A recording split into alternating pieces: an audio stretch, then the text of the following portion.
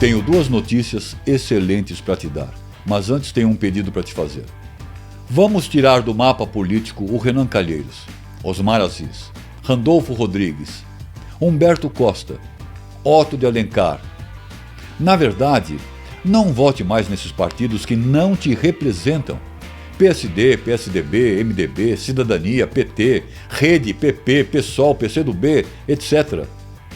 Esses são os principais partidos que você deve evitar. E fica de olho na fusão do DEM e do PSL.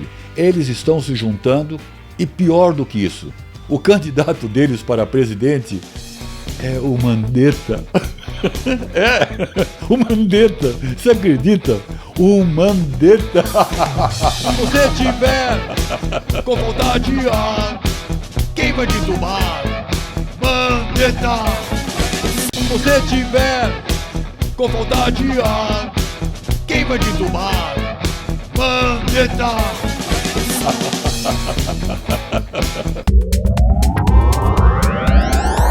É o único canal que mete o ferrão sem dó. Bolsonaro de 2022 a 2026, com o Luciano Hang para vice. O que você acha disso?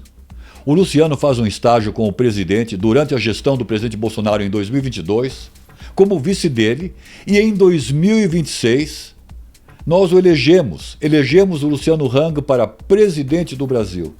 O que você acha disso? O Luciano Hang, na CPI do circo, disse algo muito importante. Não se muda o país com a bunda no sofá. E ele dá o exemplo. Todos os dias ele está na ativa tentando mudar esse país. O Luciano tem aquilo que falta a muitos candidatos à presidência: a inteligência política e a inteligência emocional. Mudar o país dá trabalho. Dia de trabalho é de segunda a sexta-feira e não aos sábados e domingos. Mudar o país é coisa para o povo trabalhador.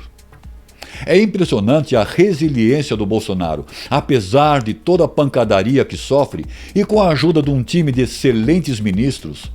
Já em seu primeiro mandato, mudou a cara do Brasil em todos os setores. 1000 dias sem corrupção, uma economia elogiada pelo FMI. O Fundo Monetário Internacional elogiou o desempenho da economia brasileira. O FMI avalia que o desempenho econômico brasileiro tem sido melhor do que o esperado. A instituição ainda projeta um crescimento de 5,3% do PIB. Essa recuperação se dá em parte devido à forte resposta política do governo federal de Bolsonaro. O PIB recuperou seu nível pré-pandêmico no primeiro trimestre de 2021 e a projeção futura se mostra muito favorável ao crescimento do setor privado, provocando também a criação de novos empregos.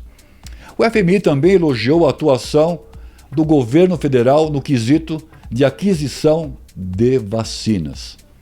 Outra boa notícia para você, e preste bem atenção. Vários jornais, a partir do dia 15 ao 18, também 19 de setembro de 2021, anunciaram, sem muita ênfase, uma inexplicável queda dos casos de Covid-19 no Brasil e na América do Sul. Notícia: uma repentina diminuição de novos casos está deixando os especialistas confusos. A América do Sul e o Brasil, que ficaram marcados como sendo um epicentro da pandemia e ainda por cima com o agravamento da variante Delta, para complicar ainda mais a situação sanitária. Mas mesmo assim, a comunidade médica e os cientistas tentam entender como países, a exemplo o Brasil e outros da América do Sul, que não cumpriram as medidas restritivas no lockdown geral, exceto pelo fechamento temporário de fronteiras e de algumas grandes capitais. Apesar disso, os cientistas tentam entender como ocorreu essa queda abrupta do Covid-19. A partir de julho, o número de infecções neste ano de 2021 pode notar-se uma consistente diminuição dos casos de Covid. Na segunda semana de setembro, a média semanal de casos confirmados de Covid-19 por 100 mil habitantes foi de 52 no Reino Unido e 43 nos Estados Unidos. No Brasil, esse número ficou em apenas 8 e na Colômbia em 3, de acordo com o site Our World in Data. mantido por pesquisadores da Universidade de Oxford. Numa época como essa, temos um reality show de CPI, de políticos ocupados em apenas duas coisas. Uma, a destruição de reputação. E a segunda, a visibilidade de suas campanhas eleitorais no festejar de suas plaquinhas de fatalidades sendo exibidas num marketing de repetição, numa narrativa eleitoral macabra. A palermice que esse G7, os cabeças da CPI apresentam, eu até que entendo, sabe? Mas a imbecilidade de atacar quem cria empregos para o trabalhador desta nação Brasil?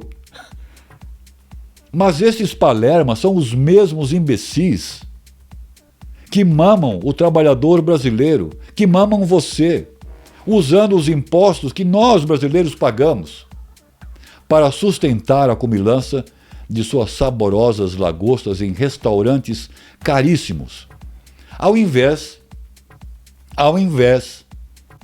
de comer um quarto de pizza na esquina de uma rua da sua cidade.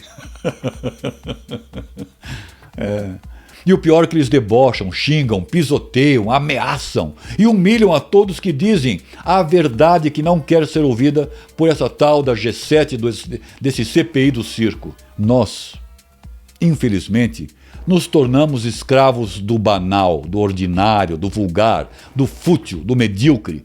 Assim como essa CPI do circo, com o seu presidente, seu vice-presidente, seu relator e grande parte dos senadores e deputados, nos tornamos escravos daquilo que um dia foi a nossa casa, a casa do povo, o Congresso Nacional. Deixamos isso acontecer porque nos desgarramos da nossa história brasileira, porque avacalharam e tornaram nossa história do Brasil algo sem valor, porque nos fizeram ter vergonha da palavra patriota, porque o projeto é substituir sua identidade por uma nova, substituí-la por uma nova identidade gramsciana. Este é o alvo. Passamos a achar que ser patriota é o brasileirão, o pancadão, aquilo que a Globo mostra. Como eu já disse, a vulgaridade. Seja cauteloso com seu voto e não abandone as ruas. Zangão Blues.